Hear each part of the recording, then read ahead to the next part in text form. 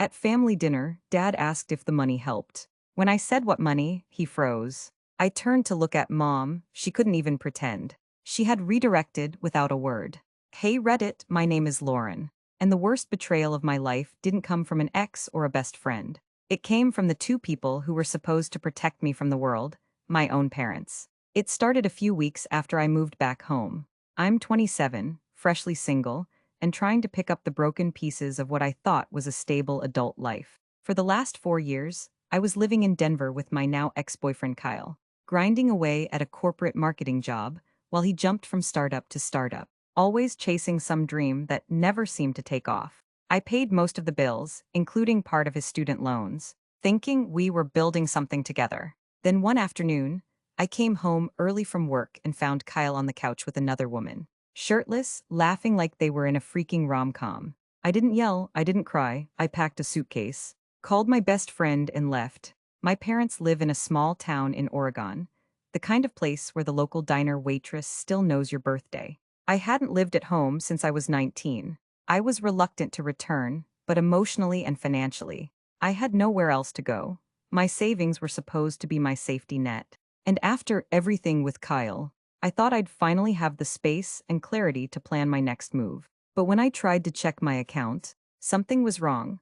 I logged into my banking app one morning with my usual cup of hazelnut coffee, sitting cross-legged on the guest bed that was now mine. The balance didn't make sense. I blinked, rubbed my eyes, refreshed the page. $13,743. That couldn't be right. That account had over $68,000 just a month ago. I didn't touch it except for transferring the occasional $100 here or there when rent got tight in Denver. It was my lifeline, my future. I'd saved every tax refund, every freelance gig check, every bonus from my job, all of it with the goal of one day opening my own boutique firm.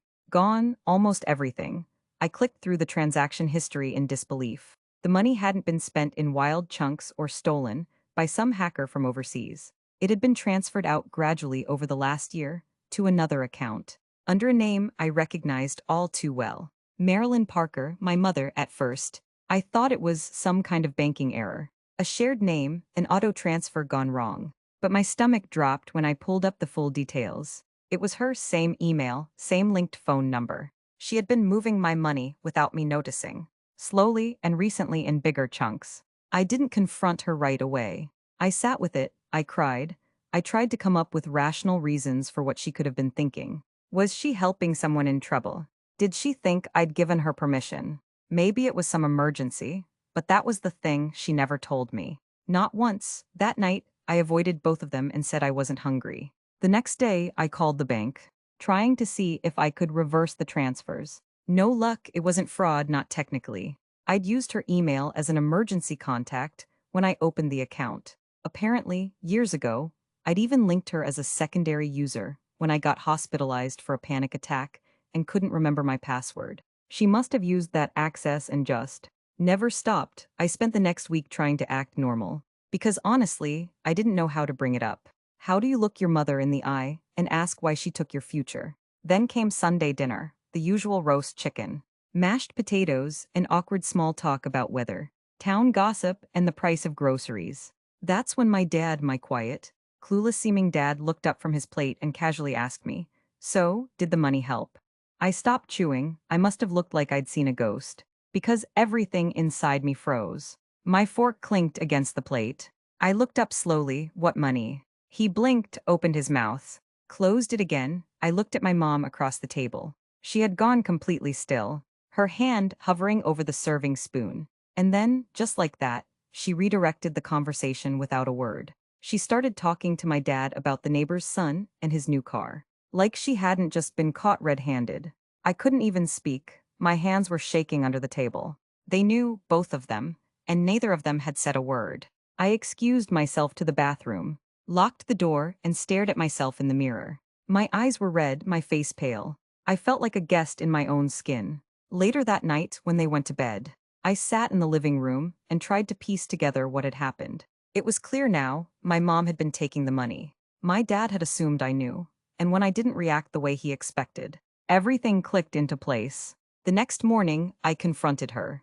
I asked her why she took it. I didn't yell. I didn't curse, I just stood there in the kitchen in my robe, voice low and steady, and asked her what gave her the right. She didn't deny it, she said the words I'll never forget. We needed it more than you did.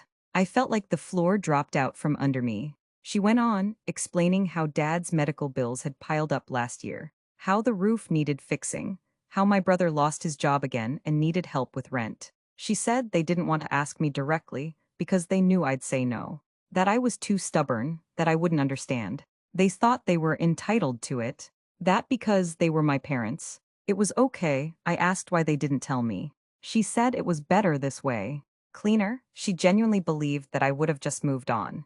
None the wiser, I walked out of that kitchen and didn't come back for hours. I sat in the park like a zombie, trying to breathe, trying to exist without screaming. That money wasn't just money. It was my future, my dreams, my independence. And the fact that they took it without telling me, like I was a damn ATM, broke something inside me I don't think will ever fully heal. That night I packed a bag, they acted confused. My dad tried to apologize, my mom just stood there. I told them I was leaving, I didn't know where I was going. But I couldn't stay in a house where betrayal lived in every corner. I got in my car with $137 in my bank account, 2 duffel bags, and the heaviest heart I've ever carried. That was the night I stopped being their daughter in the way I used to be. I spent that first night in a roadside motel off the highway, lying on a lumpy mattress, staring at the water-stained ceiling, and wondering how the hell my own parents had managed to gut me without even raising their voices. It wasn't just the money, I mean. It was $68,000, isn't exactly pocket change. But it was also the betrayal. The silence, the casual way my dad had asked that question at dinner like he thought I was in on it. And when I wasn't, neither of them even tried to apologize like they meant it. I'd driven 4 hours with no real plan. No apartment lined up, no job waiting for me. Just rage and a tank of gas. But by the next morning, I knew I had to do something more than just drift. I couldn't let their theft define my next chapter. So I made some calls. My friend Jordan, a former coworker from Denver, had mentioned a few weeks back that her cousin was looking for a roommate in Portland. I'd brushed it off then, but now I texted her at 7:04 a.m. asking if the offer was still open. By noon, I was unpacking my duffel bags in a tiny but clean room with peeling floral wallpaper and a mattress on the floor. Not glamorous, but mine. I picked up shifts at a local cafe almost immediately. It wasn't what I wanted long-term, but it paid just enough to keep gas in the car and soup in the cabinet. At night, I opened my laptop and started freelancing again, editing videos for small brands and YouTubers. Just like I did in college, slowly, the rhythm of survival began to quiet the chaos in my head. But the emotional wreckage, that was another story. About 2 weeks after I left, my mom texted me, not to apologize, not to return the money, just a message that said, "Let us know you're safe." I didn't respond. A few days later, my dad called, I let it ring. I wasn't trying to punish them. I just didn't know what I would say without crying or screaming. I needed space. I needed time to figure out how to process the fact that the two people who'd always lectured me about honesty and integrity had stolen from me like it was some minor inconvenience. Like it was a sacrifice they were entitled to. 3 weeks passed, then came an envelope. No return address, but I recognized my mother's handwriting on the front. Inside was a check, a personal one, for $8,000, and a handwritten note that read, "This is all we can give back right now. I know it won't fix anything. I'm sorry you found out the way you did." That sentence made me laugh out loud. I'm sorry you found out the way you did. Not sorry for doing it, not sorry for the lies. Just sorry I stumbled into the truth. It was the emotional equivalent of someone apologizing for stepping on your foot and then walking off with your shoes. I didn't cash the check, instead. I called a lawyer. I wanted to know if I had any legal standing to demand the full amount. Turns out it was murky, since I had given my mom access at some point, and since I never officially revoked it. The case would be weak in court. Even if I sued, I'd be dragging my own parents into legal hell for a process that could cost more than I'd get back. My lawyer was honest. I might win a moral victory, but not a financial one, so I did the next best thing. I wrote them a letter, a long one. 5 pages. I told them everything, how small they made me feel, how deeply I had trusted them, how I had been raised to believe that family comes first, only to learn that sometimes family thinks they are entitled to your sacrifices without consent.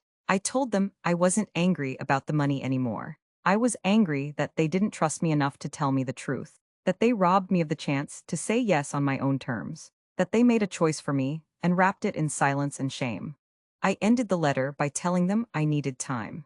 Not just a few weeks or a break. I needed real, lasting space, a pause on our relationship. Not because I hated them, but because I didn't know how to love them the same way anymore. I mailed it, no tracking, no expectation. Months passed, Portland slowly became my reset button. I found new friends, I took on bigger editing clients. I even started offering consultation to small businesses trying to build social media brands, something I'd wanted to do for years. I saved every penny, not out of fear, but out of power. I was building again. This time on my terms, on my 28th birthday. Jordan surprised me with cake, balloons, and a bottle of cheap wine. We laughed so hard that night, I almost forgot what pain felt like. Then, around midnight, my phone buzzed. It was a text from my dad, "Happy birthday. I know we don't deserve to hear back. Just wanted you to know we're thinking about you." For the first time, I didn't feel angry. Just sad I still hadn't forgiven them. Not entirely, but something inside me was shifting. Grief, maybe, or maturity. Or just the dull ache of realizing that sometimes the people you expect the most from are the ones least capable of giving it. I didn't reply that night, but a week later, I did send a short message. "Thanks for the birthday wishes. I'm okay," that was it. I didn't open the door for reconciliation. I didn't invite them back in, but I let them know I wasn't broken, that I was still standing, that they hadn't taken everything. Because they hadn't, yes, they stole from me time, trust, and money, but they didn't take my future. They didn't take my drive, and they sure as hell didn't take my voice. I built myself back from zero, not because I had no choice, but because I refused to let their silence become my story. Now, whenever someone tells me how lucky I am to have family to fall back on, I smile politely, and then I go home to the life I built without them.